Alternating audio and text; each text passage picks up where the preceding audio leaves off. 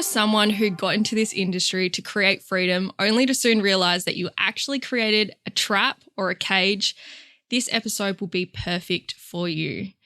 Welcome back to the Beauty Industry Leaders podcast, where I am interviewing the amazing Kailah Lee and having a powerful conversation around uncovering the cost of not having a strategy in business and how that's preventing your ability to generate more sales and scale your business. Welcome, Kailah. Hello, my love. Thank you so much for having me. It's amazing to have this opportunity to speak with you, dive a bit deeper in behind the scenes of how you started out in the industry to get to where you are today. I'm actually shocked to have been able to witness and be a part of your journey. How do you feel about where you're currently at in life now compared to where you started? Like speechless? A whirlwind is a word that I would use, yes. Oh, for sure. I did want to dive a bit deeper into your story and your journey and ask the question of, you know, if you were to take away being an entrepreneur and taking away the whole business aspect from your identity, who is Kailah Lee? First and foremost, I am a mama of 3 little boys under 6. But more than that, I am a really deep, contemplative, innovative, visionary that fucking loves magic. Like, I love talking about expansive conversations and having deeper conversations all at the same time. And so if I'm to take away my business, that identity, I would say that the greatest gift that I have is showing my babies and also my community, like my friends and family, what is possible and to take that action and to follow that pathway. I absolutely love that. I also want to ask the question of, like, did you always want to be a hairdresser when you were growing up, or did your aspirations evolve over time? Because just from that conversation, it had nothing to do with hairdressing. It had nothing to do with owning a salon. And I think that speaks to the person you've become today. Absolutely. No, the answer is no. I never wanted to be a hairdresser. In fact, I actually did not want to at all be in the beauty industry because, and I was going to say I feel shame for even saying this, but I had a strong belief that I knew that I value education so much. And for me, leaving school or doing my TE and then going to hairdressing was like a step back, it felt like for me. I was like, but I've worked so hard to gain this credibility and to be accepted into uni. And then for me to be like, no, I don't want to go to uni. It felt like I was a failure. So for me, hairdressing was actually not something that I wanted to go into at all because I had shame around letting myself down. But when it came to going to uni, I just was not, I wanted to go to uni, and I know that I'm fucking like, education is one of the highest values that I hold. But it was after 12 years of school and I just was wanting a break. And it was actually my mum who was like, well, you're not sitting around at home doing nothing and partying all day. So you need to get something behind you. You need to get a trade, a qualification, or you need to go to uni. And my parents were not actually strong on uni. They actually don't highly value uni. So we're quite different. We see the world quite differently. Whereas I value education so much given the fact that I teach it. But for me, it was that I had no other option. I had to find a job, and my mum was very clear on what that looked like. It had to be a trade or a qualification. And so from there, she kind of pushed me a little bit with her guidance to go into hairdressing. Because if I'm really honest, I am very passionate about hair, very passionate.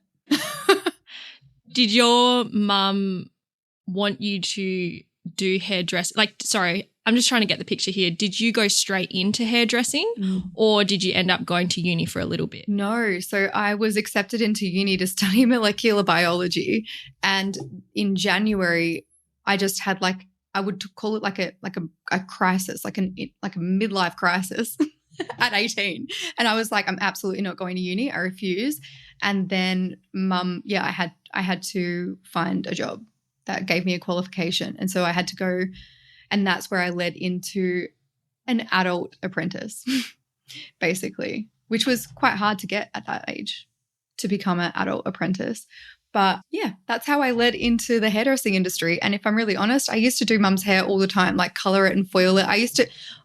You know how we were talking before about like being on the spectrum, I have the ability to watch somebody do something and I can replicate it just like that. And so I used to watch people in the salon foil, and I would then foil my mum's hair at home without any experience. And so mum was like, guided me into that, which I'm grateful for. I love that. Do you find that there were any influential figures in your early life that inspired you to start your own business? Because you can obviously do hairdressing, you can be in the beauty industry, whatever it is you choose to do. And there's always two pathways. It is be an employee or be a business owner. And at what stage did you decide to become a business owner? I am not a very good employee. I'm a great employee in the fact that I am an overachiever and I get shit done in like a blink of an eye. And I have a high level of expectations. So I'm great in that, like that aspect, because I will always over deliver and I'll deliver it to the highest standard.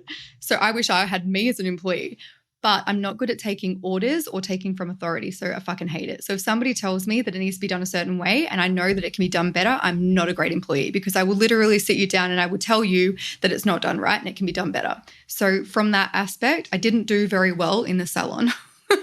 Or in any corporate position, which I did leave the salon to go into corporate, which is amazing because it gave me a pathway into business. But I, again, didn't do very well in terms of authority in the corporate world. I don't do well. What did you do in corporate?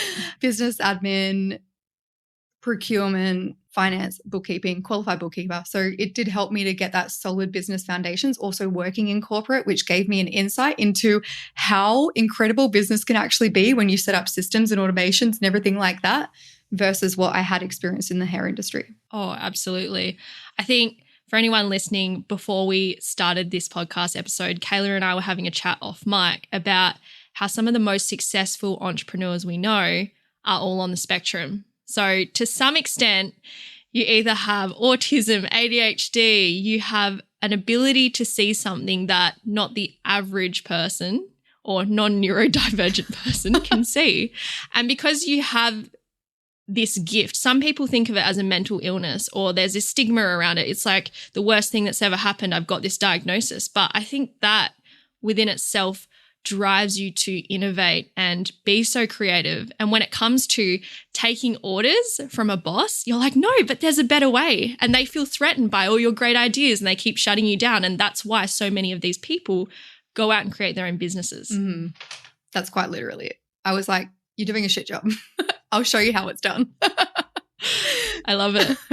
So when did you first start your very own business? So I was working for an incredible salon and then finished my apprenticeship and then decided to go into the corporate world for, I think, 2 years. And then from there, universe delivered me a redundancy. And so I had, thankfully, because I still loved like hairdressing, still kept doing hairdressing after hours and on the weekends, because I'm multi-passionate and I get bored when I do one thing. And so I started effectively my business in 2013, and that was a home salon. And that was only part-time, and it took me 2 years to grow the balls to actually launch into it full-time and actually quit my full-time job. So that was a whole new level of anxiety that I was experiencing, and I'm not kidding. I kept asking my husband for permission. Well, not permission, but like I just needed somebody to say, you can do this and you're going to be okay. That's all I needed, but nobody was giving that to me. And so it was really fucking hard to make that decision. But eventually I did make that decision, probably longer than what I should have. Then I led into exclusive bridal hair and makeup, bridal hairstyling 2 years into my business. So I quit, went full-time into it, and then basically led straight into a specialist in the bridal hairstyling. And that was because we just became so busy that I actually just started building my team straight away. So I went full-time straight into building my team. Then I had my babies. So in between that, I had my babies. So there was like 3 or 4 years of just solid baby making. And then I went into rapidly growing and scaling my business. So after I had them, it was like, okay, I've done my thing. I've fucking birthed these babies. I've brought them, I've raised them, I've nurtured them. They're like flying out of the nest a little bit more now. They're going into like daycare, they're going into kindy, they're going into school. And so I was like, this is my time. Like my time, absolutely. So from there, I then went into rapidly growing my business, and I launched my online hair education, which then very quickly transitioned in 2022 to business education.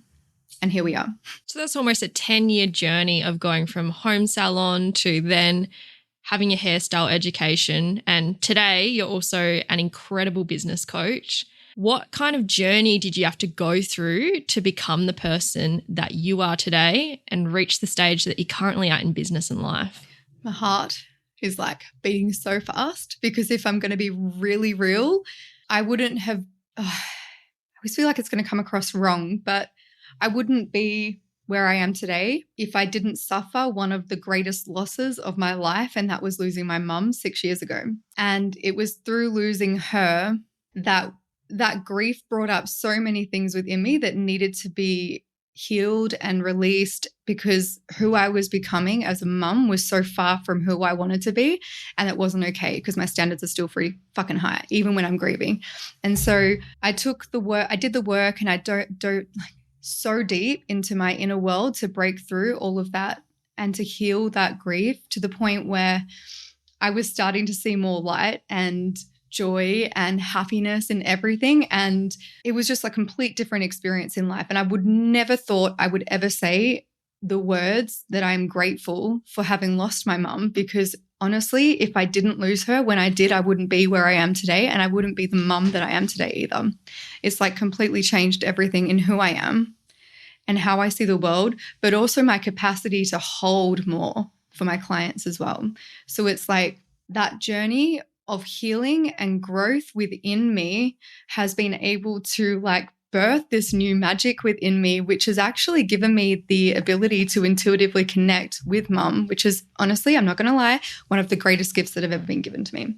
And so from that, it's helped me to emerge into a different way of being, because it's taken so much work. Like we're talking 6 years of solid personal development, healing, growth, so many shifts from my subconscious that I don't even think was humanly possible. But from that, it's helped me to hold so much more of a capacity for all areas of emotion. So like if you're going to hold like the highest, greatest bliss, but you're going to hold the deepest level of depression or grief, I have the ability now to hold you in that. And that's been the greatest journey, but the greatest gift and the greatest level of pain that I've ever experienced in one moment. I could imagine. I'm so sorry to hear about your mum, but at the same time, I also know that every time you bring her up or you speak about her, I think there's almost this spark. You can see that she's inspired you to become the person you are today. And I think there is so much beauty in that. That made me cry. Because you're right. There's like a moment where mum, she, I always wondered where I get my powerhouse from. Like I just always wondered. And I was like, where do I get it from? And I remember mum used to be like a full-time stay-at-home mum. And I don't think it was necessarily because she wanted to. I think it's because she should be. That's what you should do. Do you know what I mean? Like that's what society told you should do. And yes, whilst there was like a period of time that she wanted to, you could see there was a spark within her that she wanted more. And I fucking seen that spark when I was 13 and she started working full-time. I was like, you are a different human and I don't even know who you are, but you're like walking around on magic and your fucking stars and sunshine. And it was like a huge difference. And so when I think about like what's possible for me, I remember that moment so clearly. And then I think my children get to witness that in me every day. So it's pretty fucking deep. So powerful. I'm really loving this whole idea of sometimes your parents are your biggest inspiration, and it goes both ways. If your parent is super toxic, abusive, nasty, then you actually are inspired to be the opposite of that. But if your parent is nurturing, kind, a great leader, you are also inspired by that. And what you're exposed to in life ultimately creates your context for the person you're being. And one of the things I see in the beauty industry is so many people want the result without doing the work. Yeah.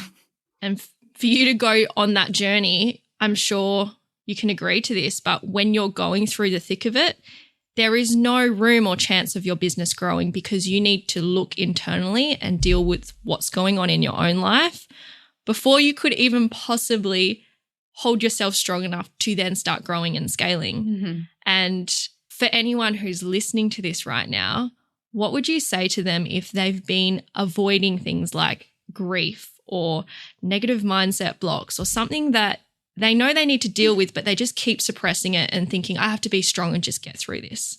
I'm like, do we have an hour?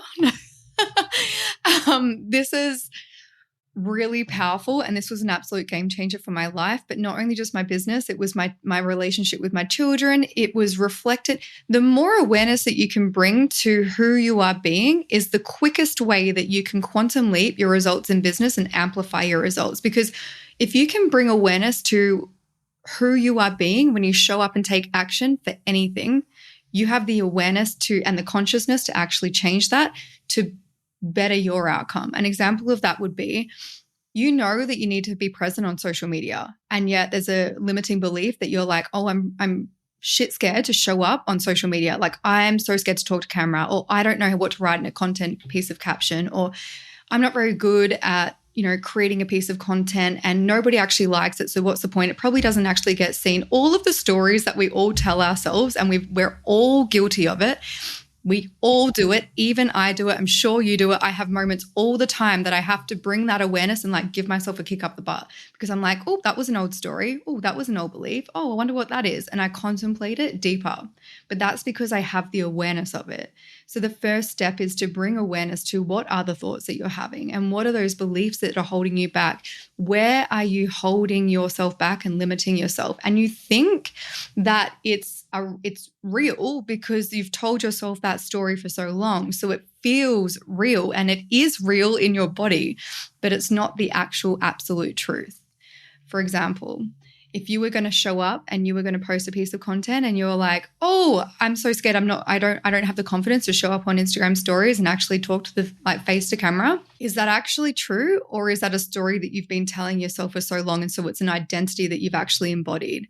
And what can you do to shift beyond that? Because everybody that you see who inspires you has done something to shift beyond what's holding them back. And that's the deeper work. And I've always say this with my clients, like, your business will only grow as much as you're willing to grow. And for your business to grow, it requires you to show up and grow within you as well. If you hold those same limiting beliefs and those same like patterns and stories, but you want a different result, then your strategy and your patterns and stories both need to shift at the same time to get to that result. I could go forever. Agree. Do you want me to keep going? I also think there's this level of people think I have to be perfect, and we have such a mad case of imposter syndrome in the industry of her content's perfect, so I need to be perfect, or we compare ourselves based on, oh, well, she's charging this much, so my work's a little bit better, I'll charge a bit more, or I'll just slightly undercharge so I can get more clients. And so there's this constant comparison, and it's not just in the beauty industry, it's women in general. She drives this car, she has this handbag, she has this many employees, she has this many followers on social media. Like, we are constantly comparing and we always want more. And I think one of the other things that I really learned on my journey was, especially being in this industry, you think about, I want more, I want more, I want more.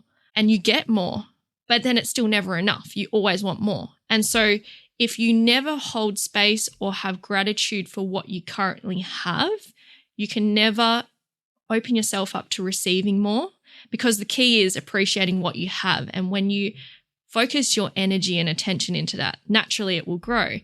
And this whole episode is diving into scarcity, sales, and scale. And we're tackling the first bit here, scarcity. What is the biggest problem in the industry? Scarcity. The industry's so saturated, she's going to take all my clients.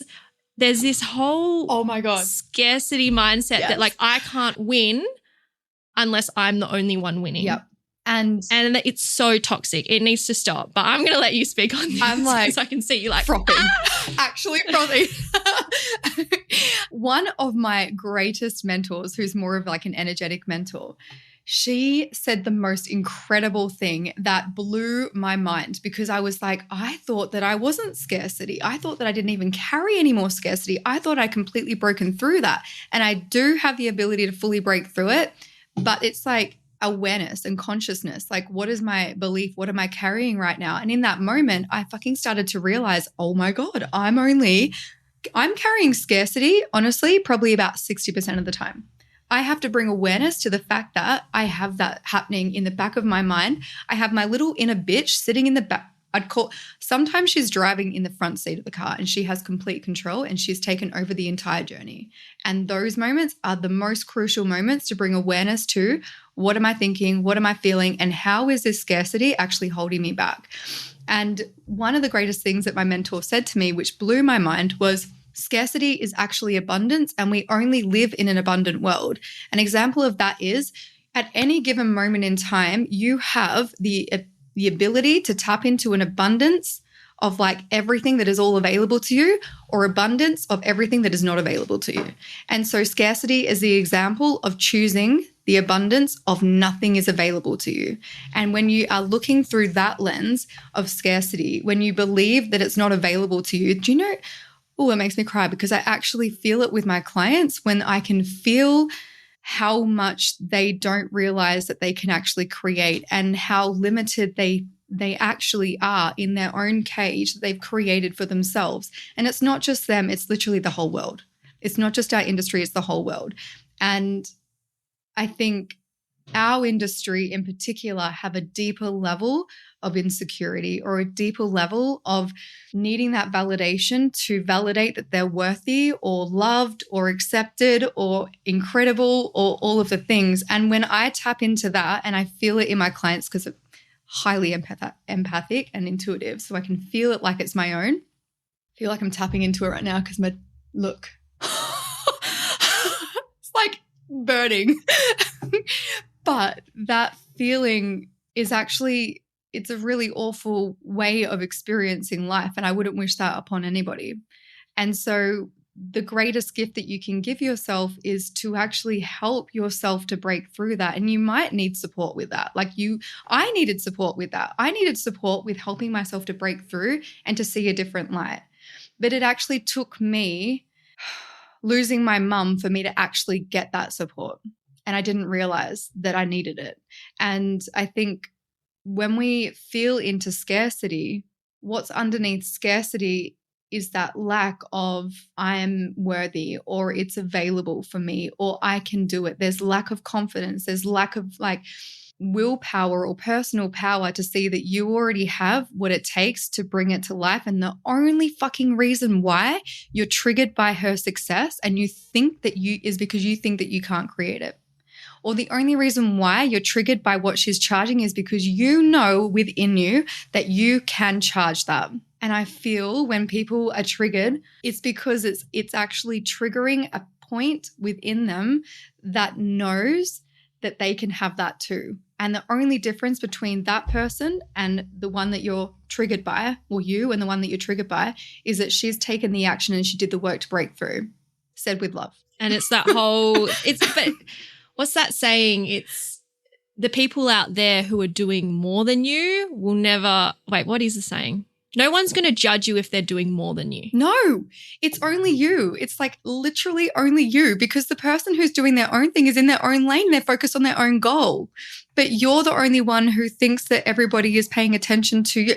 Do you know what actually a huge breakthrough I had is that when I first started coaching, I had this actually, even when I started my hairstyling academy, even when I started bridal, literally, this is a pattern that plays out quite often with me. When I first start something, I needed I have to be aware of it, needed that validation of people buying for me to feel like I was good enough. I needed people to book in with my team. They needed to book in with myself. I needed them to buy my programs. I needed them to invest into my education, to come into my mastermind, or to be in my one-on-one for me to feel like I was good enough and that I had what they needed, which is huge. Do you know how much that work that needs for you to actually bring awareness to that? Because that's a deep dive into your inner world. And that was a huge turning point for me because I started to realize I'm like, well, I'm the only one who can actually see that. I am the only person that can give me that validation. But it's also so detrimental to be relying on other people's validation to fuel your success in business and your motivation. So one thing I see happen a fair bit is, I'm sure if you think about this right now, picture that one friend or person you know, person at work who says, I'm going to go start this business. I've got this great idea. I already know where you're going. And then they post about it, they get all that validation, and then they don't take action and it just dies out. And then next month, next 6 months, they've come up with this next greatest, latest and greatest idea. And you're sitting there going, yeah, okay, well, the first one, what happened? And all of a sudden, that effectiveness of them going out there, they're losing their integrity. Mm-hmm. You're losing your trust towards them because they're just constantly pitching all these great ideas. And yeah, sure, it seems great, but what are you actually doing to take action on that? And so it comes into social media as well. We say, oh, I posted that got more likes. Okay, I'm going to post more. And so when you start getting the result, you keep doing it more and more and more. But then as soon as you stop getting the result, you turn into a hermit. You're like, this doesn't work. I'm not going to show up. And this is why I see a lot of businesses in the beauty and hair industry fail. 80% fail within the first 18 months. Why? Because they rely too much on the thoughts of other people. They rely on motivation and they don't have a strategy. And they don't have I feel like the personal power when it's like your ability to stay strong with your vision and show up and take the action even when you're not getting the results. So many need that instant gratification or they can't hold that long-term vision. So it's hard to show up and take action or stay open when you don't have all the clients and you're not fully booked and nobody's booking. Like the businesses that succeed and the woman that you're inspired by or triggered by, depending on your mood, the woman that is inspiring you or triggering you has gone through exactly what you've gone through. The difference is that she stayed. She stayed with that personal power. She stayed with that strategy, invested in that strategy. She took action because she had the vision. Every time I've invested, would you not agree? Like you always have a goal and you're like, okay, what's in my toolbox? What's missing from my toolbox to get to that goal? That's literally how I invest. I'm like, I need this tool. I want to launch a course. Okay, what do I need to know to launch the course? What do I need to know to create the course? What do I need to know to create powerful content that brings in clients? Do you know what I mean? Like there's things that might be missing from your toolbox and or your strategy. And so are you leaning in to investing in those toolbox or those strategies to actually bring you closer to that result, to shortcut the time where you're questioning if you're fucking good enough, and so you can get those results as soon as possible? And I think to add on to that, when you haven't made a first investment, and I'm not talking about adding another service to your menu, I'm talking about learning business skills, marketing, sales, mindset, whatever form of personal development, you need to think about how much is it costing me by not knowing this? How much money and time am I wasting by not knowing this? And what I see is this level of pride and ego that destroys businesses. They think, I need to do it all. I can't ask for help. If they know I have a business coach, if they know I have a mindset coach, if they know I'm seeing a PT, I'm not strong, I'm struggling, I'm weak. And that is not the case at all. But that's the ego. Like that, when we look at the dimensions, I'm going into like alien talk now, but when we look at like the spiral dynamics. I was like, sorry, I might just tone that down. But you're right. Like when you know how I was talking about like the abundance of, everything is possible or the abundance of nothing is possible, like scarcity. When you're triggered by your ego and you're needing that validation and you need the results to prove that you can create it. It's also the same when you are wanting to invest into your business, but you have that layer that's like, well, I should already know this by now. Like I've been in business for 10 years, so I should already know this. Is that coming from your highest potential or is that coming from your existing experiences? And are those existing experiences creating the results that you actually want? Because that's the other thing that I always ask myself is like, am I getting the results that I want right now? And what needs to shift for me to get those results? And I don't care. Like, I don't care what, this is probably one of my zones of genius. Like, the most amazing thing that has ever happened to me is that I actually don't care what other people think. When I have a vision and I'm like going for it, I would call it almost ADHD, or when you get hyper focused and you wouldn't even notice if there's a cyclone happening around you, because I'm like so hyper focused that nothing will come in my way. And in those moments, I feel that is where you just tornado straight towards your result, right? When you're in that. Well, there's a reason why. Wait, sorry. I was just saying, well, there's a reason why racehorses have blindfolds on their eyes. They're not sitting there looking at all the other horses going, oh my gosh, am I winning? Am I winning? Yeah. They're just there running their own race at their pace to win. Yes. That is what, if everybody could do that, do you know how much more of a happier world we would have? Like, you wouldn't be, you would have more collaboration over competition. You would have more community over competition. You would all exceed at the most incredible rate towards your vision and goal, which is actually going to light you up even more. When you're heading towards or distracted by somebody else's vision, you're not even heading towards your highest potential, which is actually not going to light you up. Like, if you keep following somebody else's path, you'll get to the end and you'll be like, why am I not happy? But also you can't compare your journey to other people's, because you'd have to be doing the exact same thing. So one of our mutual friends, Renee, I was talking about my journey versus Kailah's journey versus Renee. And it would be impossible to compare our journeys and our success, how much money we make or how many clients we've worked with, because number one, both of them have children. I don't have children. Already, that's a huge amount of difference in the amount of time you have to spend on your business versus showing up as a wife, a partner, a mum. Then you've also got to look at how many years experience have you had in business? How many years experience have you had in the industry? What kind of skills have you got? Have you worked on your own mindset? Have you worked on yourself to get through those blocks? Because if you look at the most successful people in business, everyone goes, oh, you're so lucky. You're an overnight success. And they see you when you reach your peak, because that's when they notice you, when you're like, oh, wow, I'm actually doing really well now.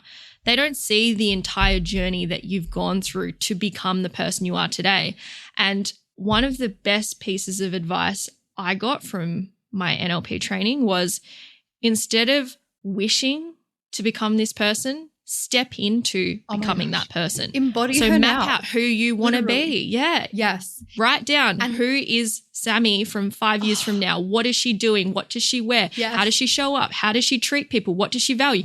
And just fucking do it. Yep. Be Why her are you now. waiting? Time is a perception, going alien here, but time is quite literally a perception, which is why you have the ability to dilate time or make it go faster. You can get results in a blink of an eye if you make it go faster and you're hyper-focused, or you have the opportunity to dilate time. And quite literally, manifestation, obviously, laws of attraction. But like, when you start to step into the embodiment of who you actually want to be and let go of the excuses and let go of the reasons why you can't have it now, you will quite literally quantum leap. Like, it is, I know that to be true because it's quite literally what I do.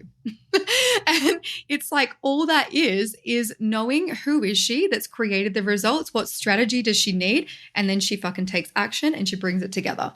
The embodiment and also the strategy come together and you quantum leap. And that is literally all available right now. It's only us that holds us back in the beliefs and what we think. Like, think of a moment where you've ever had, like, where you're like, okay, you've had a moment where you're like, I want this result, or I want to have 100K, or I want to have 200K, or imagine if I had 50K months, just whatever it is. And then actually feel into your body. Can you create that right now? Like, what is the feeling that comes up for you? Do you actually think that it's possible for you to create that right now? And if it's a yes, an expansive feeling, then start to dive deeper into that. And if it's not an expansive feeling and it's actually a sinking feeling in your heart and it's like it's let you down and disappointed you, oh, I can feel that. So that I can feel that. That's really sad. But do the work. Do the work. What's that? If you do the work, because that's your sign that there is something holding you back. That's your sign that you're not in alignment with what's possible for you. I love this. Kailah, I want to ask you, get really personal. Aside from your mum passing, because that's been a huge part of your journey, what are some of the other silent struggles you've had to go through that people don't really see or know about from the outside looking in? Because I know when you look at these people on Instagram or Facebook, or you see them speaking on a stage and you think, wow, they're so amazing. It's like we look up to celebrities or influencers, right? And then when you meet them, you're like, they're actually just a human as well. They still have struggles. What has the things been for you behind the scenes? I really struggle a lot with, I don't ever want a woman to be in my world or my community and feel less than. And because I can intuitively, I can feel it. Because I can feel how other people feel and I can tap into their energy, I know instantly when somebody doesn't feel like incredible in my world. And when I can feel that, that makes me hold back and go smaller, because I'm like, I don't want you to feel this way. What do I need to do, or who do I need to be for you to feel like you're worthy or you're incredible or like you can do it. So it's been a journey for me to hold. I feel tired because it's quite a lot of energy, but like to give myself the permission to be fully me and not alter my level of vibrancy or my bubbly nature when I'm around people who feel less than. So I struggle a lot with being fully me, because I can feel when I'm fully me that other people don't often feel like they're worthy or as incredible. They feel like if I'm fully me, then they're less than. And I can feel that. And then typically I want to shrink and meet them on that level. And so one of my greatest challenges has been to fully embody and own all of me instead of shrinking elements of me just to ensure that other people feel good enough or they feel worthy. And I'm now fully trusting that I can show up and be fully me, and I can call people up to a higher level of, my ears ring, of a higher level of frequency and guide them to what's possible by being a lighthouse. Does that make sense? So one of my greatest challenges has been always shrinking and limiting my results, or limiting who I am, or limiting my bubbliness, or limiting my high vibes. I had a coach once tell me that like I don't have to pretend. And I was like, pretend what? Pretend what? And then she was like, you're too bubbly. You're too happy. And I was like, too happy? Like, I'm sorry, is that a thing?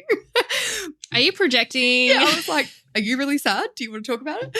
But yeah, that was a huge thing. So another challenge kind of leads perfectly into this next one has been fully owning all of my waves. I used to, throughout my childhood, only accept my high vibes, like all of my happiness, my joy, my bubbliness, like my excitedness. I had a healer literally tell me once that when I talk about money, I get so excited that it's quite literally almost on the scale of like an orgasm, because that's how extreme my emotions are.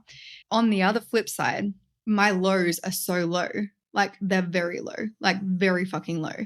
And I've always struggled with holding both of those capacities and allowing myself to feel all of those. Does that make sense? So that's been a huge lesson for me. And another one is speaking. So speaking on stages. And that's also because of the fear of judgment, which comes from me being fully me. And it ties in with experience. Like I've always felt there's a layer of judgment for being so happy and being so sad. And then also being so bright and happy. I feel there's been, judgment, or like, you should be like this, all the should be's, all the labels that you're given as a child. There's been so many of those that have been handed down to me, and I've had to break through to be able to show up on stages and be fully me. And I'm still working on it. It's still a work in progress.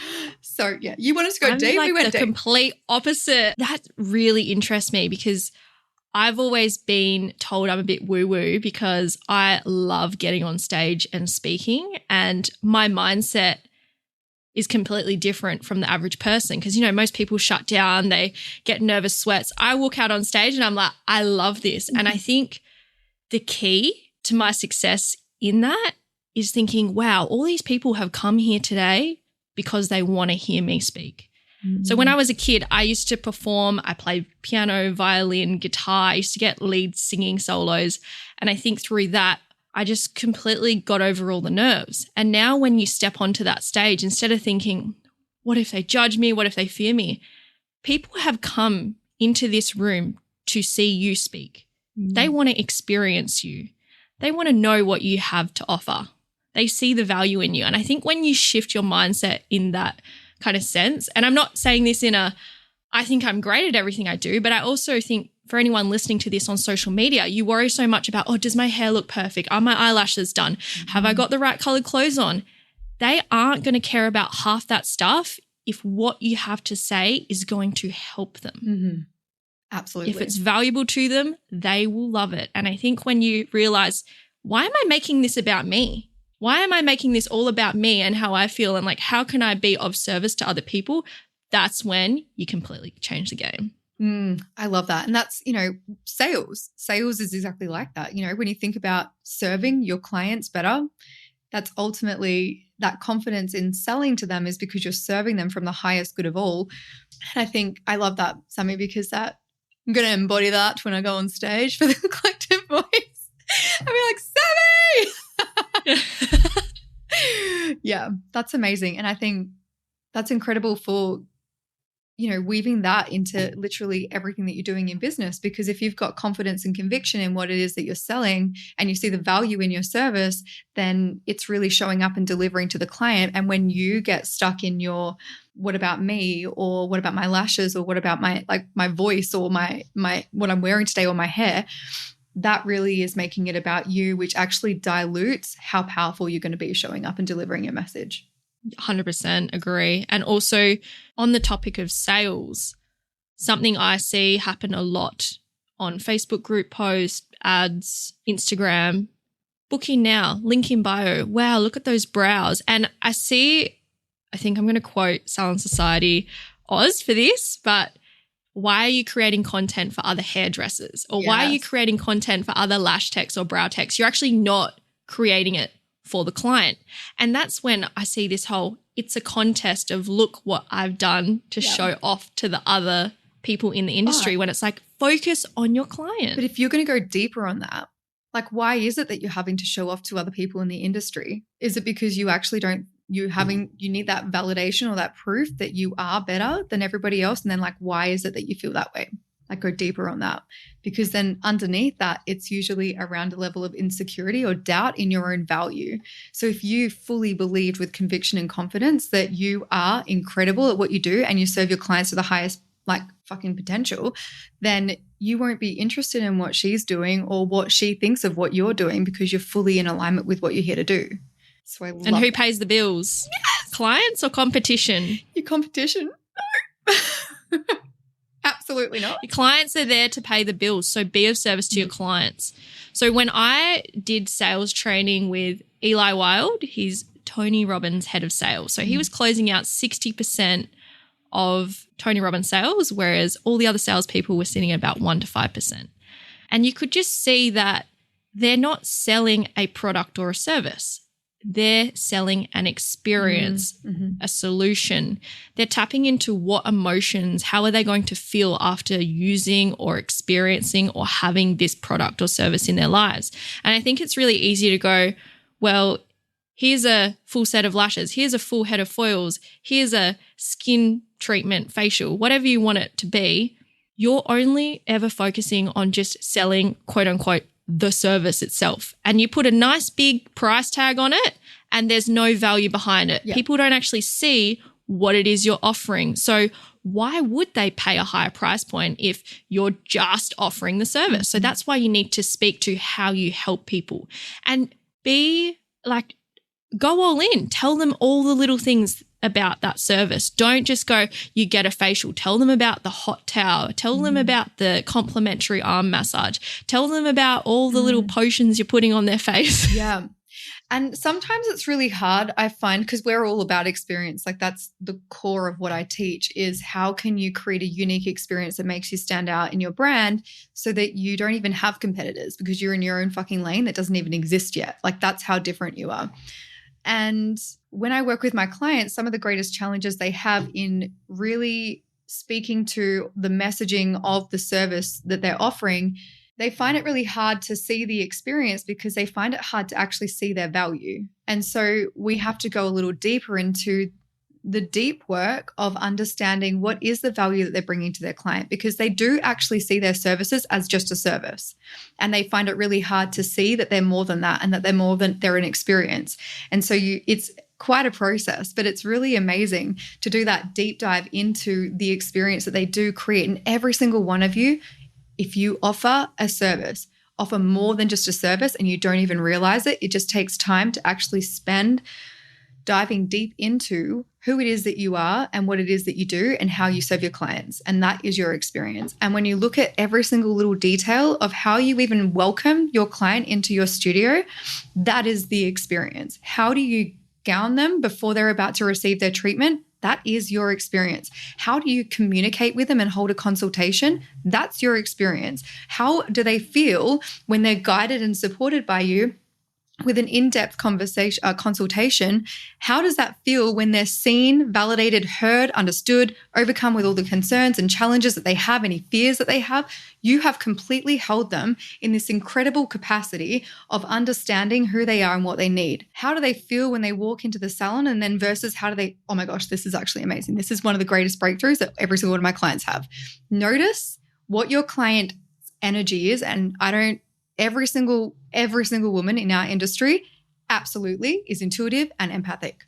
Whether you know it or not, it's true.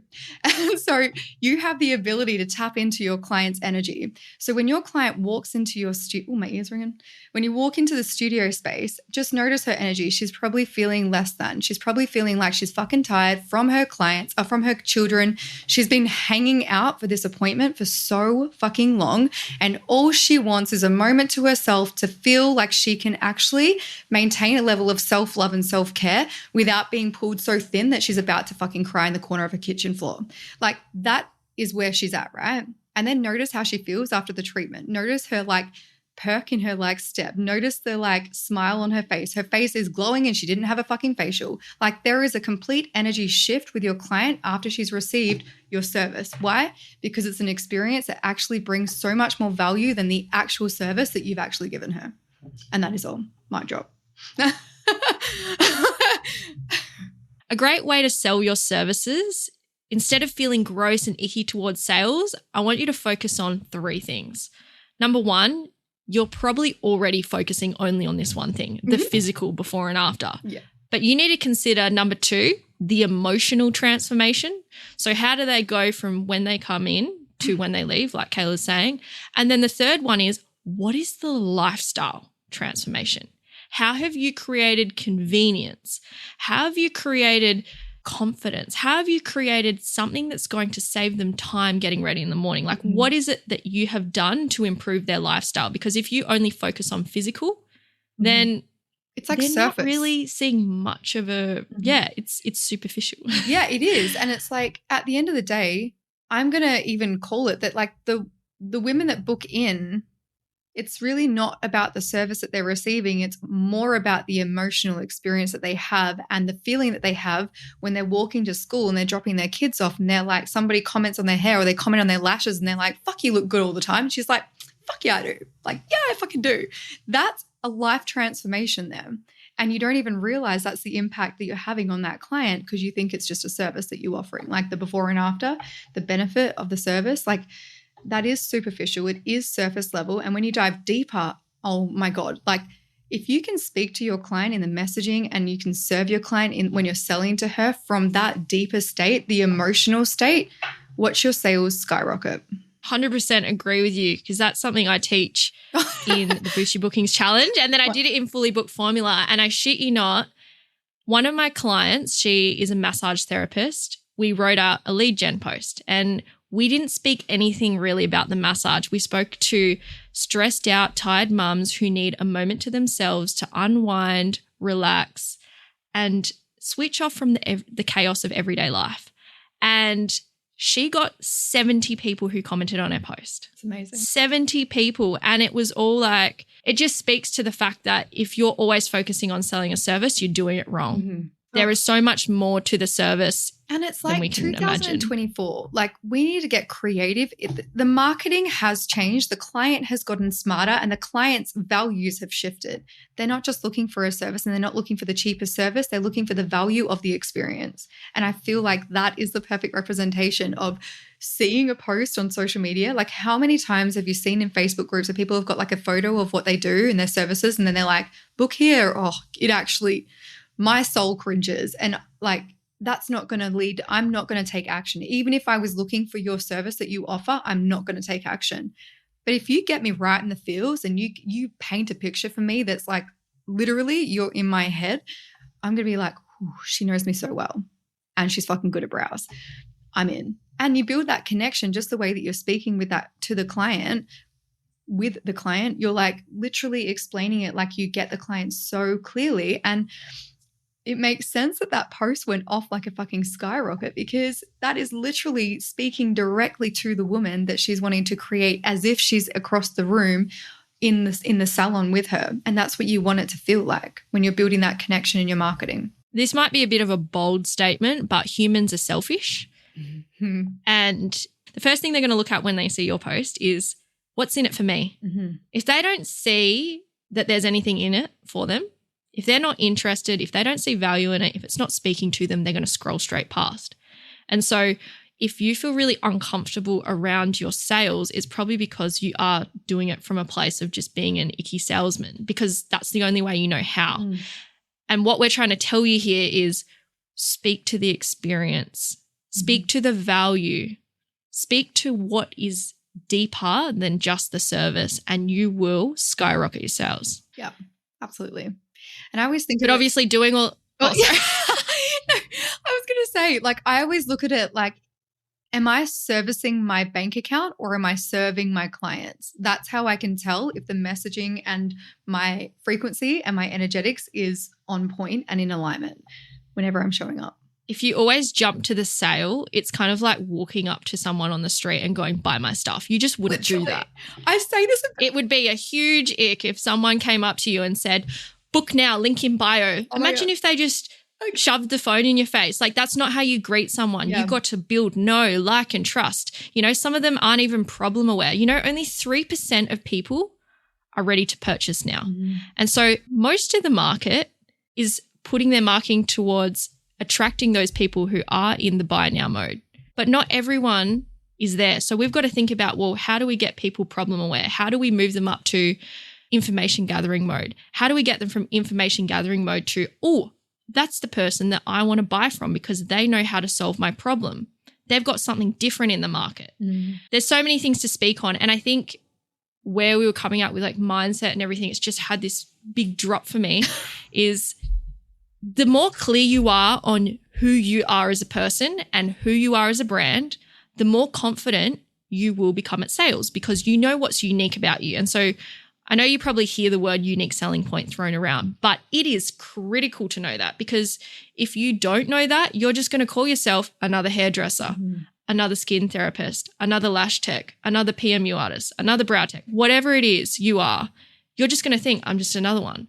Absolutely. But if you know that this is what makes me different, this is how I show up, this is how I create fucking magic for my clients, and no one else gets to be me, no one else gets to do it the way I do it, that's when you start attracting oh my God. a loyal fan of like a cult following. You know, you've got a cult clientele that stand by you no matter what you do. I just literally had a fucking vision where you worry about so much about like what's so different about you and why would people go to you until you start to anchor in why you're unique and why you're incredible. When you finally start to see your value, next minute you're the leader and the visionary of the industry and people start to copy you. So it's literally a moment of time between you thinking that you're not good enough and that there's nothing unique about you to finally anchoring that in to then people copying you. And honestly, I'm not kidding you, but that will happen.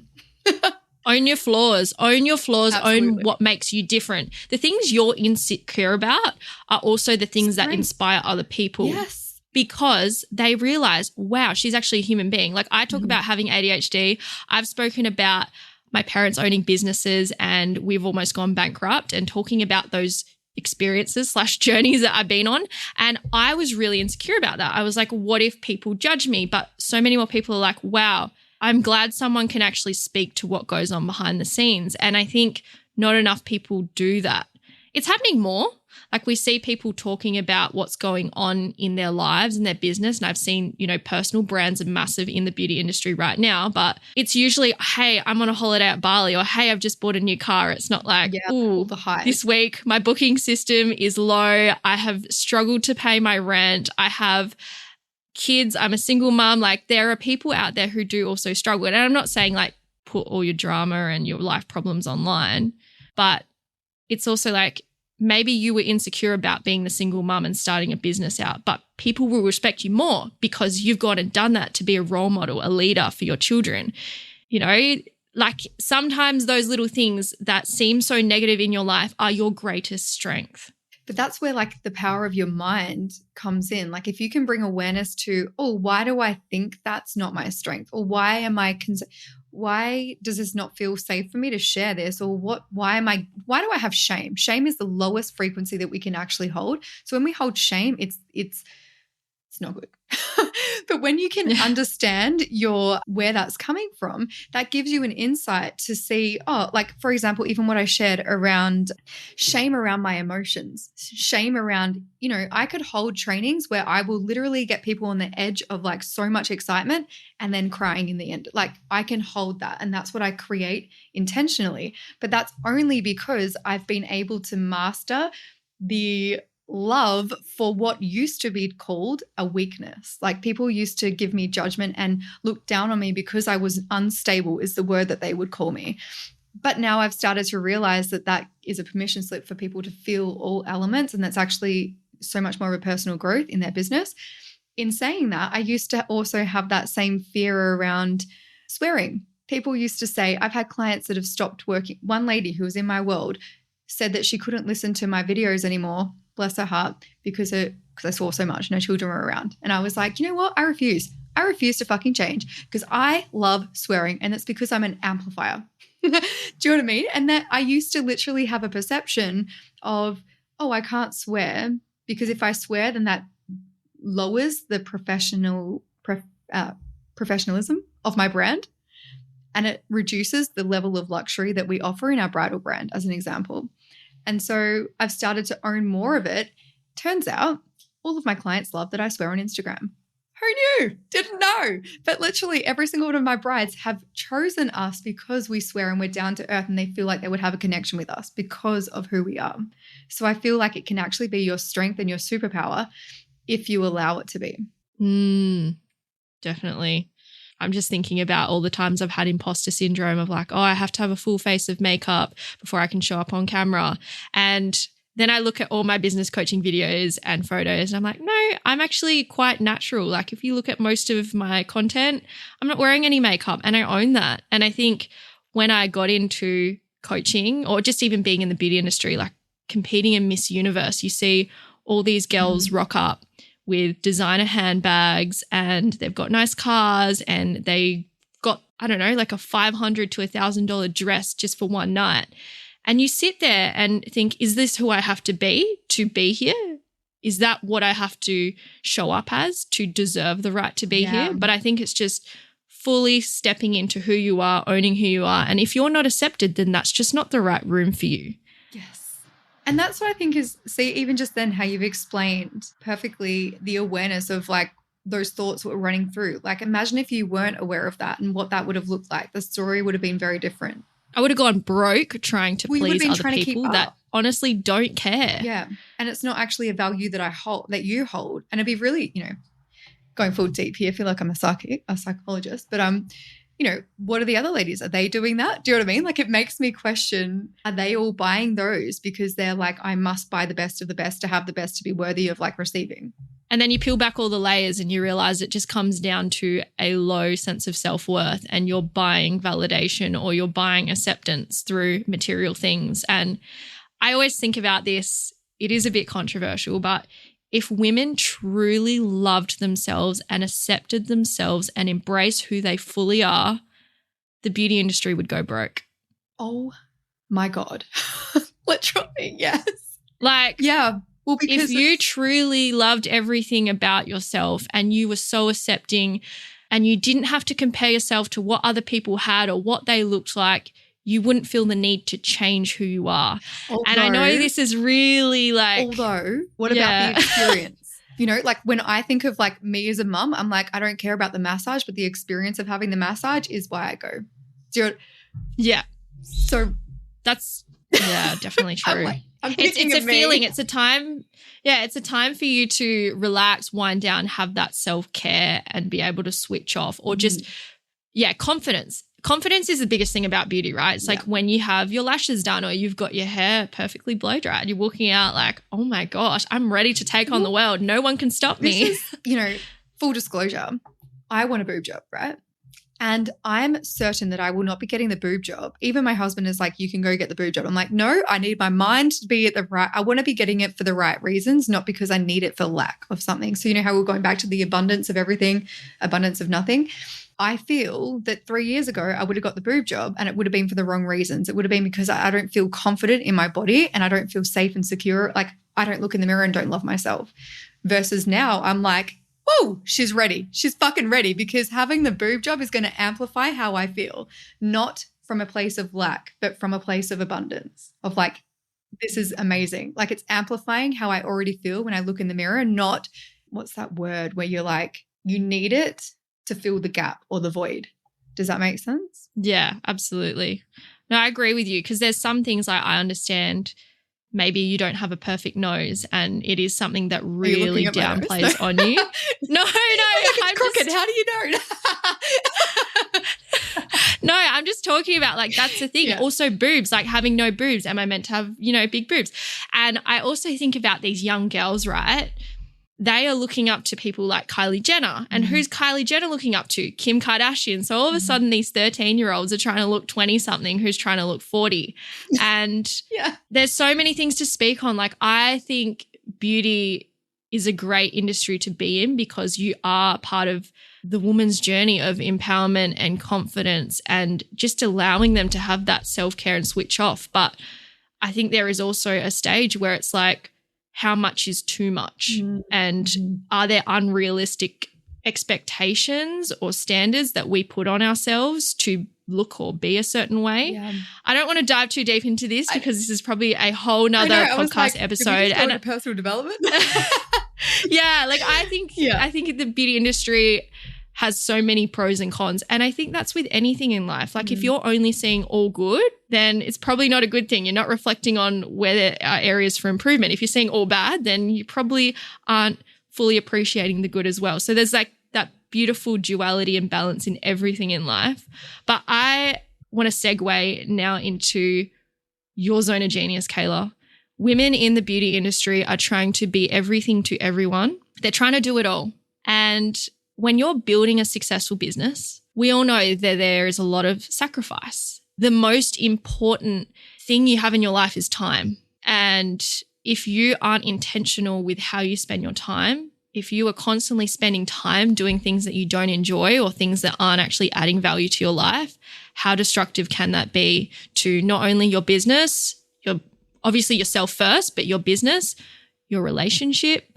Being a mum, I can see that you've got 3 young boys. Now, without having some kind of system or process in place, how can you scale your business up and not have to sacrifice all the time you spend with them or sacrifice being a wife or sacrifice seeing your family, friends? So how do you create that space in your life? Oh, I love this question because, so a few things. How we spoke earlier about like being on the spectrum?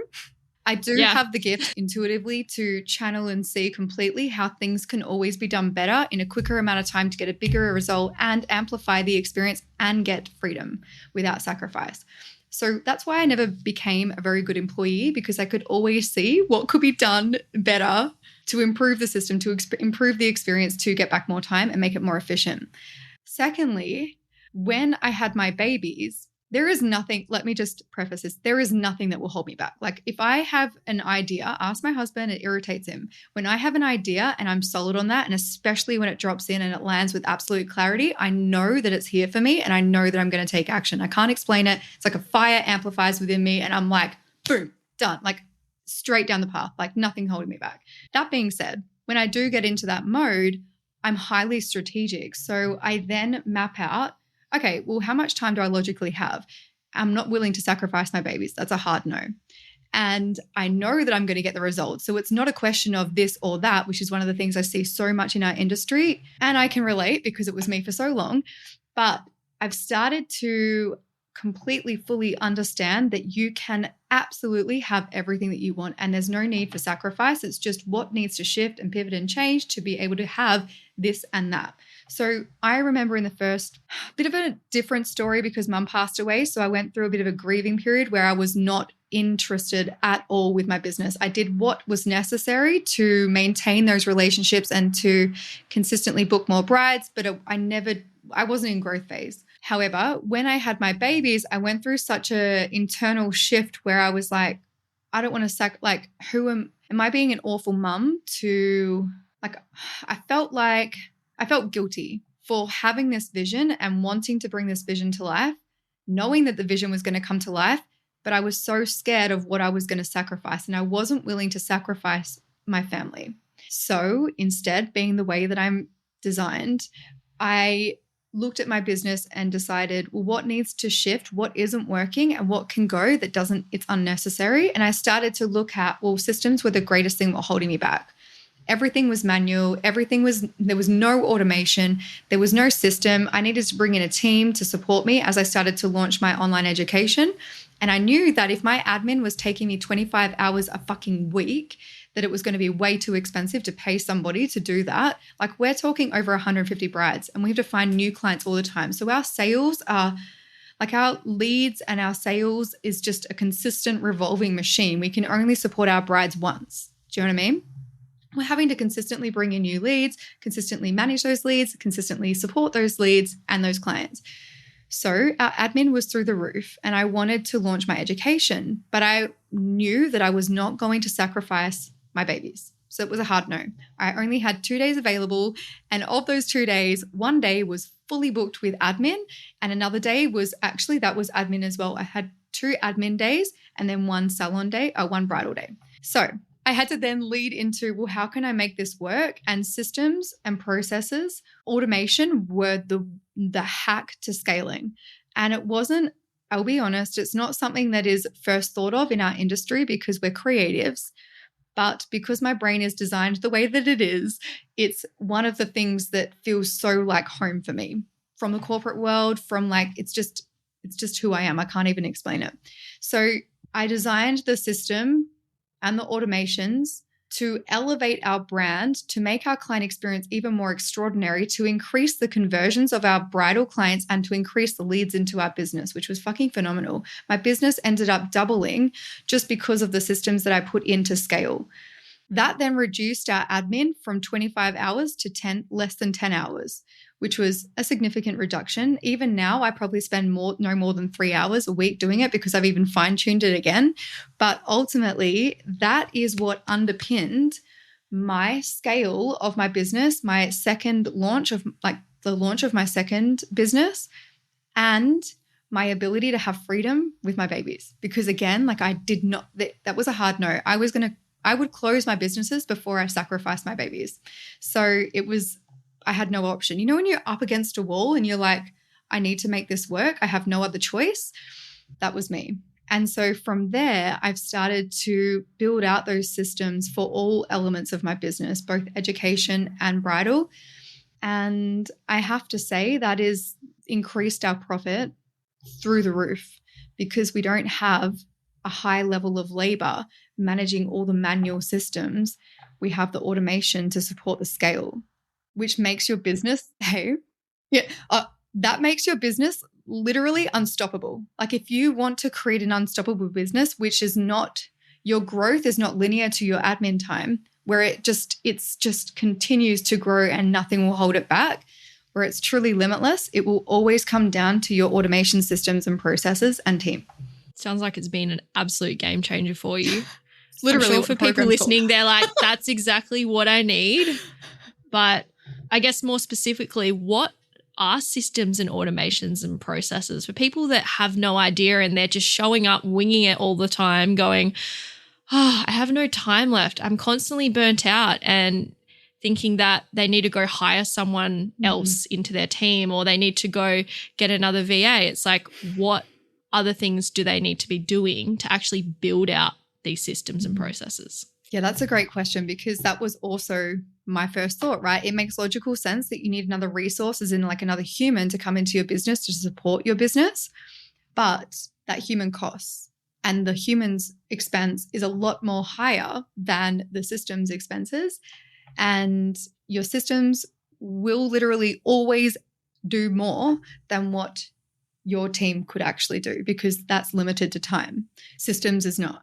So an example, I call it the golden trifecta. So you can automate your leads into your business and automate the upsells, the conversion, the retention into your business. You can automate the sales experience into your business, so you can then upsell, convert higher, and then I just got distracted by my bunnies. Hang on. And then you can automate your entire client experience, which then means that you can upsell, cross-sell, increase your retention, and then invite them to come back. So it's basically going through and creating systems, automations for the complete flow to support your entire client experience, from when they first find you on social media to when they book with you again and again and again and again. So the goal of the automation is to not only give you time back, but it's actually to improve your business, to improve your client experience, and to improve or increase your sales and client retention. So it's fucking a game changer, I'm not going to lie, but it gives you the opportunity to create more freedom within your business. And at the end of the day, if you're not working, you're not making money unless you have a team. So if you're working in your admin, doing your marketing, doing your sales, doing your admin, doing your email inquiries, doing any like retention, like marketing to increase your retention, retention of your clients. That's time that's taking you away from doing the services in your business, which is actually reducing the level of revenue that you can actually create. So the moment in time where you actually invest into your systems and the automations and the processes will give you freedom with your babies or your family, but it will actually give you more time back in your business, so you can show up and offer more services. So instead of working 4 days a week and then 1 day on admin, you can now work 5 days. And if you're making $1,500 a day in the salon, then you've just increased every single week by $1,500. That's $6,000 on top of your revenue every single month. Times that by 12 and look at what you've changed. Like, that is how you can create more growth in your business. It's scalable. Now, to take it one step further, when you add those systems into your business and then you start to grow your team, you're not limited. Your team's being supported. Your clients are being supported. You've just scaled your revenue by 4 just because you've increased your team by 4. Your systems can hold the growth. They're good. Like, your systems are sweet. But if you had a team member managing your systems, or if you had a team member managing your admin, or if you had yourself managing your admin and you're at burnout now, what would your life look like if you increased your team by 4? Because I couldn't. Like, I was already doing 25 hours a week doing admin. I actually did not want to grow my business because I didn't have the systems to support that growth. And that meant more sacrifice, and I wasn't willing to sacrifice. So it always comes down to investing in the systems, the processes, the automation to actually completely automate your entire funnel in your business to increase your inquiries, bookings, sales, and retention. I think it also comes down to that consistency and efficiency in your business. If you're inconsistent, yes, with clients, with your team, it builds a lack of trust. And if people are waiting for you to get back to them and it's, I'm burnt out this week, I'm getting back to them a week from now, 2 weeks, then you've lost that lead. Having that system or automation in place, and it doesn't mean it has to be a robot. You can still write with your tone of voice. I think that's a fear people have is like, if I implement the systems and processes in place, it's just going to sound like a robot. It's not me. Well, do the copywriting yourself. Yeah. Don't just go to use something stock standard from ChatGPT. Yeah, Literally. exactly. He's got what like, it's a no-go. Yeah, absolutely. And that's, with my clients that I work with specifically for scaling and implementing the automations in their business, we completely shift that, because you're right. Like that was one of my greatest fears, and that's what held me back from actually leaning into setting the systems up in the first place, is because everything I do in my business is intentional and everything is heartfelt. Everything is really written out from a place of like absolute love. So I'm really curating every single touch point in my entire brand, from the minute they meet me to the minute they want to inquire with me to the minute they actually want to book me to their wedding day, as an example. So it's a complete experience from a social media post. That being said, that was my holdback. I didn't want to lead into automation because I was like, that's going to feel like your invoice is required or your invoice is due. That's literally that's what I thought it was going to be like. On the flip side, because I'm a genius, I managed to like structure the whole thing, and to the point where the brides literally respond to us and they're like, oh, I love your emails. You're so beautiful.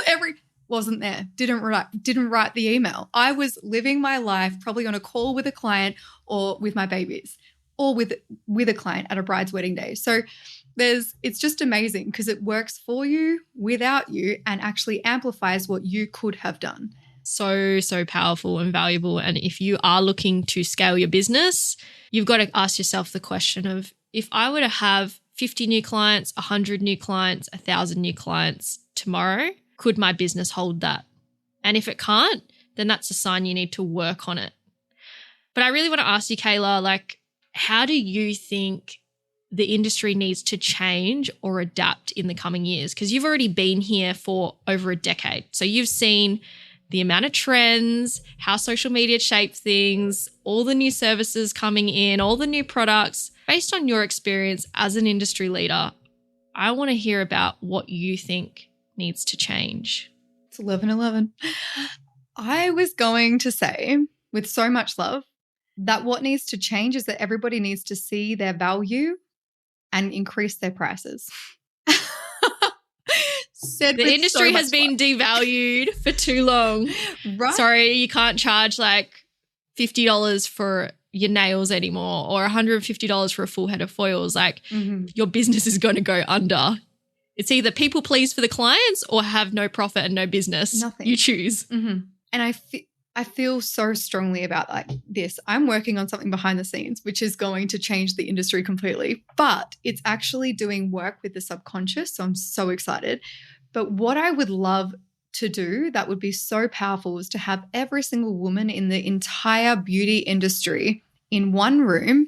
And I just shift that I just want to cut that belief down. I just want it to fucking be completely eradicated from the society and the earth, because what would change if people could see their value and actually charge I don't want to say worth, but charge a value that is going to bring them freedom. That feels really good, that makes them feel like they're worthy, that makes them feel like they are so, like, they feel lit up by receiving. That instead of being, that feeling that you've ever had where you've like gone to charge a client and you're like, it should be more than that. But I also think that like, I know that you're going through a rough time, or I know that I wish that I could shift that in a micro moment so that woman is actually greeted when she's charging what she should be with a client who's like, there you go, take my money, because the client sees her worth and the client knows how incredible she is. And I wish that she could see that.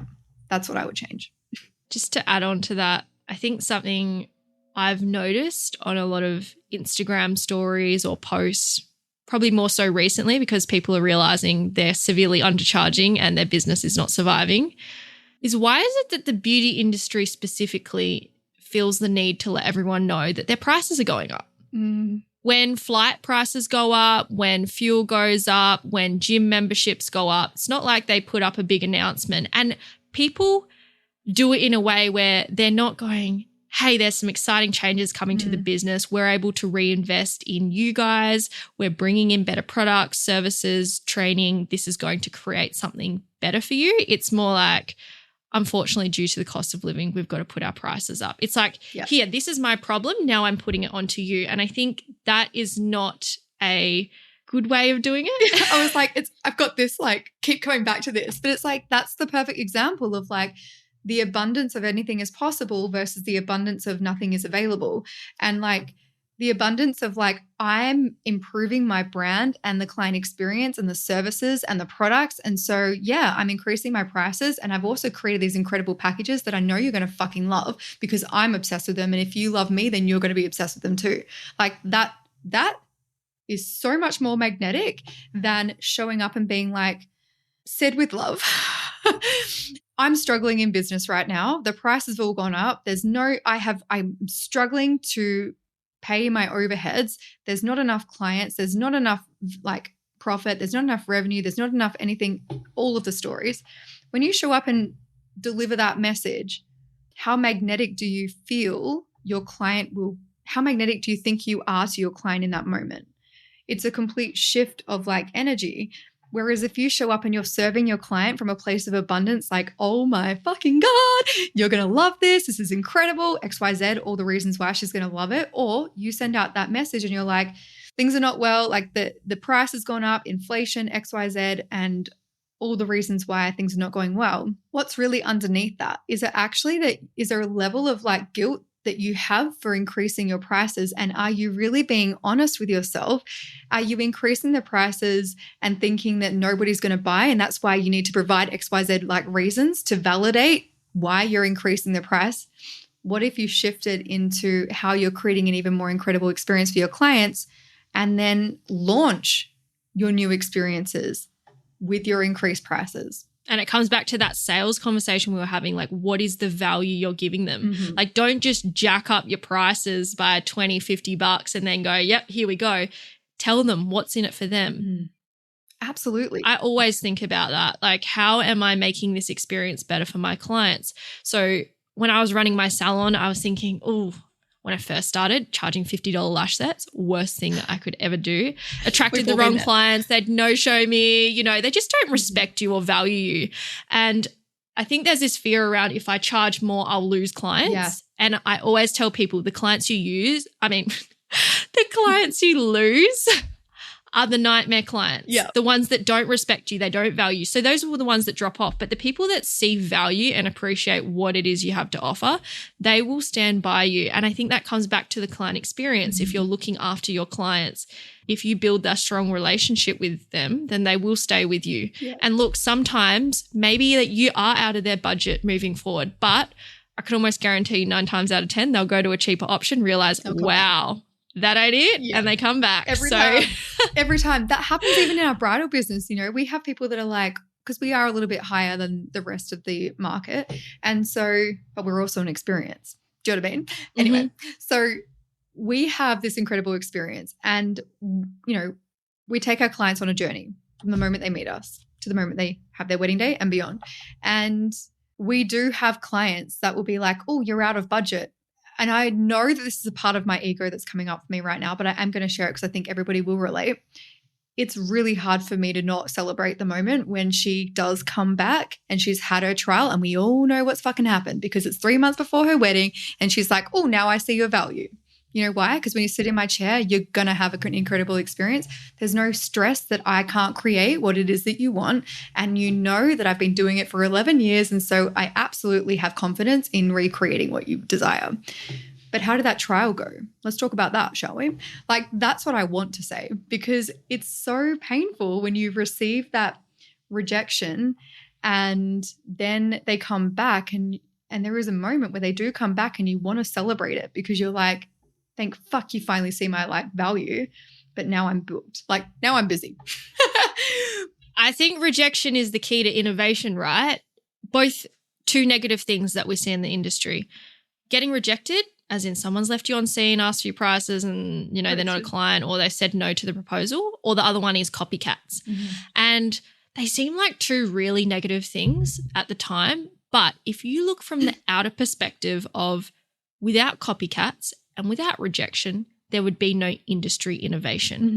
You ever see those people that go through a really bad breakup and then they get their revenge body and they're walking out like 10 out of 10 and you're just going, whoa, who is this magnetic person?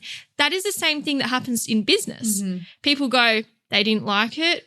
You know, sometimes we go back to that self-centered thing of like, what does this mean about me? I'm a failure, all of that. Absolutely. But it forces you to level up. And I think if you can look at it from that perspective of, oh my gosh, this is a really negative thing that's happening to me and play the victim, you'll stay stuck there. But if you look at it of like, what can I learn from this? How can I improve? How will I grow? You will continue to level up to the point where it's like that ex that wants you back 10 years later. I was like, oh my gosh, I wish I had you. That actually happened to me. Oh my God. I was like, I'm sorry, no. Bye now. Hey. But it's so true. It's absolutely so true. And, you know, I've definitely had my years of being disempowered where like being in victim mode was my go-to fallback when I was disappointed. And so I get it and I relate to it because it was very much an identity that I carried for so long in my life. But I agree with you. Like you in any moment that something sets you back or something goes wrong or the client doesn't buy or the client books, you actually have two choices. One is to fall back into poor me and victim mode. I can't do anything about this. This always happens to me. Nobody ever books me. And look, I'm sure they're going to book her or, oh, of course they've gone over there. All the things. It happens all the time. We all experience it. Or you can choose the personal power and you can choose to make magic out of it. You can choose for that moment to be the catalyst for your fucking rocket ship off into the stratosphere. Like you have the option in any moment in time to make one decision. Make the one that's going to bring you the results. It's those pivotal moments that put you down to breaking point that end up being the biggest blessings in life. I think any single person that you meet, if you ask them about the most negative experience they've had in their life, given that they're not going through it at the time and a little bit of time has elapsed, they will tell you the valuable lesson, the opportunity, the thing that came from that. And I think you've got to hit that sometimes breaking point before you're able to have massive expansion and growth. I mean, hello, how could somebody, I would never have thought that I would sit here and be like, I'm happy my mum died. Do you know what I mean? Like, there's actually a book called that. Have you seen it? No, I haven't. But that's honestly probably should write that book. I think it's called I'm Glad My Mum Died. I saw it in Dimmicks the other day, or I think it's Jeanette. Oh, I can't remember what it's called. But it's when you said that at first, I'm like, there's actually a book called that. I love this. Well, Kailah, I've got two final questions for you. The first one is, what final thoughts or advice would you like to share with our listeners? Oh my gosh, my legacy, right? When I die, I am determined that every single woman or human, especially children that I meet, are inspired and fully anchor in this new belief that they can create, have, be, and experience anything that they want, that anything is possible and that it is all available for them. And that if they have the vision and they have the desire, the only thing that is holding them back is their lack of action and lack of belief. And so the one thing that I want to do is completely shift that one thing that is holding you back. And it's often the brain, often the conditioning. And if you can take away one thing from this incredible episode, is that if there is a vision that you have on your heart, do not wait too long to bring that to life and take action towards it. Because the only thing that you will have is regret that you didn't do it sooner. You will take the action. You will. If it's on your heart, you will absolutely take the action. It might be today, it might be next week, it could be 5 years, it could be 10 years. But if you wait 10 years, you'll regret that you waited 10 years to take the action. Anything is possible. You can create it. If you can vision it, you can create it, and it is available to you. There is no difference between the woman that you're inspired by or triggered by and the woman that you are today. Goosebumps. I love this. Oh, you have been an absolute delight to have on. And I think, you know, for people listening, even for myself, I'm just sitting here really thinking about my own journey and how I can take away this knowledge and maybe reconsider different areas in my life that maybe I need to work on my mindset more. Maybe I need to consider implementing some more systems and processes to gain time freedom back. Like, there were so many things we covered, and I think people would really value being able to see more of you if they've loved what you've had to share. So how can our listeners connect with you and learn more about your work? Yes. Well, my podcast, The Kailah Lee Show, is where I share all of the conversations that I love having. And that can literally be anything from strategy to magic and everything in between. It's where I vulnerably share my stories, but I also share so much incredible truth bombs and knowledge that you can take away and implement. Instagram is probably the next best place to reach out and actually send me a DM, connect with me. I love to connect with everybody and get to know everybody a little bit more. Awesome. Thank you so much, Kailah, for coming along today and sharing your experience with us. I've absolutely loved hearing about your entire journey, and it just makes me respect you so much more as an incredible, inspiring, powerful woman. I will be linking Kailah's podcast and also her Instagram in the show notes. So if you want to check her out, you can there.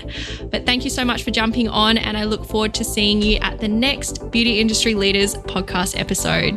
Thank you. Yay. Thank you so much for having me, beautiful. Audience exclusive.